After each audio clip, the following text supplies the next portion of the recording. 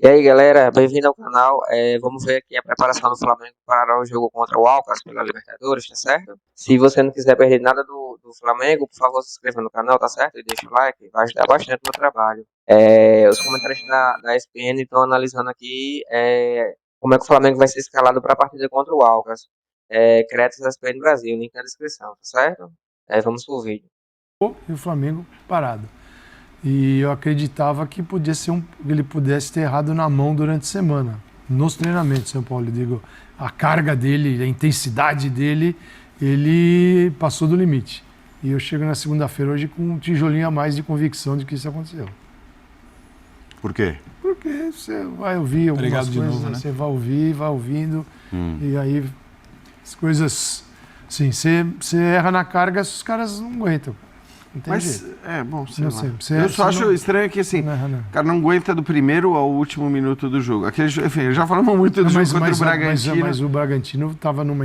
Não, sem dúvida. E a gente falou isso muito. Não vou entrar no jogo do Bragantino intensidade que era... Mas ali achei que foi um pouco demais para ser desgaste. Ontem deu a impressão de que o Flamengo venceu por inércia. Venceu porque tem um time melhor que o do Santos, mas muito melhor que o do Santos. Isso aconteceu com o Corinthians contra o Santos. Isso. Porque é muito difícil. Porque a Vila Belmiro estava com portas fechadas também, se não tinha pressão nem de torcida contra, e a torcida do Santos no alçapão faz a diferença às vezes. É bom o time do Santos. Então. Porque com aquela torcida. Talvez fosse uma pressão, né? Eu acho assim, o Flamengo, ele tem um elenco tão bom que essa frase que você usou, eu tenho a impressão que o Flamengo venceu por inércia. Acontece muito, e não é de agora. Quer dizer, por que o Flamengo, apesar de ser um time super vitorioso, porque o Flamengo ganha título todo ano. Título atrás de título, se você for ver bem. E troca de técnico o tempo todo.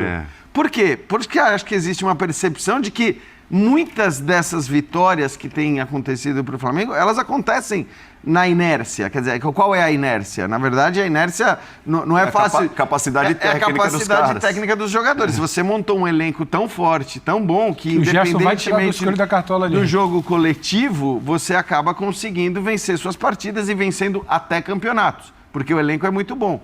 Mas eu acho que, enfim, você está citando só mais um episódio e de mais uma vitória na inércia. E é claro que o Flamengo tem condições de ganhar todos os campeonatos que disputa. Todos. Mesmo assim, mesmo que na inércia. Vai depender muito dos outros, evidentemente.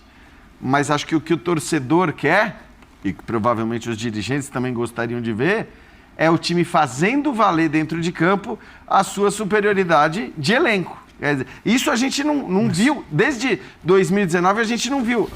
O elenco do Flamengo é tão bom e isso está tão claro dentro de campo, que ele é tão melhor que os adversários, que enfim, vai ficar difícil bater. Até o ano passado, em 80% dos jogos. Exato. Agora não está acontecendo mais. O que? A inércia? Não, diz? Assim, a qualidade técnica, mesmo em jogos coletivamente mais difíceis, mas não tão bons, quando faltava entendimento tático e tal, mas assim, a qualidade acontece menos individual... Agora. Eu acho que o Paulo citou um que aconteceu agora, que acho que foi isso. E eu acho que diz muito também sobre o momento individual dos jogadores, porque você combinava o Gabriel com o Arrascaeta, o Pedro com o Everton. Hoje o volume é menor. Hoje é o Gerson ontem, um gol de Cebolinha. O Gabriel não vai bem, o Pedro não entra bem, você questiona o Arrascaeta que acaba sendo sacado, depois entra. Então, as opções acho que são até maiores. Você tem mais opções. Mas você tem destaques individuais menores dentro dos jogos. Ano passado você tinha um Pedro numa boa fase, você tinha um Everton Ribeiro num bom momento. Estamos falando só de jogador de Copa do Mundo. O Arrascaeta que resolvia, o Gabriel, bem ou mal, quando não estava fazendo gol, estava servindo. Hoje você tem o Gerson ontem. Ponto. O Pulgar. É outro tipo de debate de bola. Lucas, não é o cara como um dos destaques da temporada, se não o destaque. Você tem talvez em menor volume esse brilho. Você tinha pelo menos 2 ou 3 brilhos no jogo do ano passado. Times evoluem também do outro lado. Esse ano você tem um brilho, às vezes você tem um segundo. Tem uma oscilação de peças também, porque a gente fica toda hora que o São Paulo troca o treinador, tem uma oscilação de peças também, não só coletiva.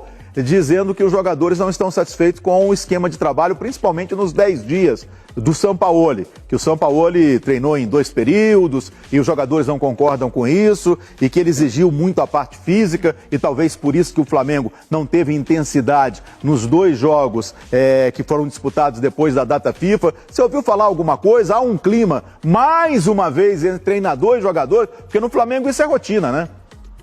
Olha, Theo, a informação que eu tenho, eu fiquei muito espantado com o jogo do Flamengo depois. De fato, se a gente for parar para analisar, naquele jogo, os jogadores demonstraram muito desgaste físico. E eu até brinquei com algumas pessoas que acompanham o dia a dia do Flamengo, até mesmo com alguns jogadores, falei, parece até que vocês não treinaram. E a resposta que eu obtive de todas as pessoas é, não, pelo contrário, a gente treinou foi demais. E de fato o Sampaoli é um treinador que exige muito a parte física. A gente tem que recordar aqui que quando ele chegou ao Flamengo, ele demorou 30 dias para dar férias, para dar folga aos jogadores. Então foi um mês direto ele treinando, mesmo após jogo disputado fora do Brasil, enfim, pela Libertadores. Então, de fato, o Sampaoli é um treinador que exige muito. Agora, se eu falar para você que tem jogadores que estão insatisfeitos com o trabalho do Sampaoli, eu estaria sendo leviano, porque ninguém me relatou isso, que está insatisfeito. Pelo contrário, os jogadores até gostam do trabalho dele, gostam da forma que ele passa a metodologia dele. Então, assim, é muito mais os jogadores entenderem, compreenderem a metodologia dele e tentarem botar isso dentro de campo. A questão é, os jogadores que estão hoje no elenco do Flamengo conseguem acompanhar aquilo que o Sampaoli pede, a intensidade?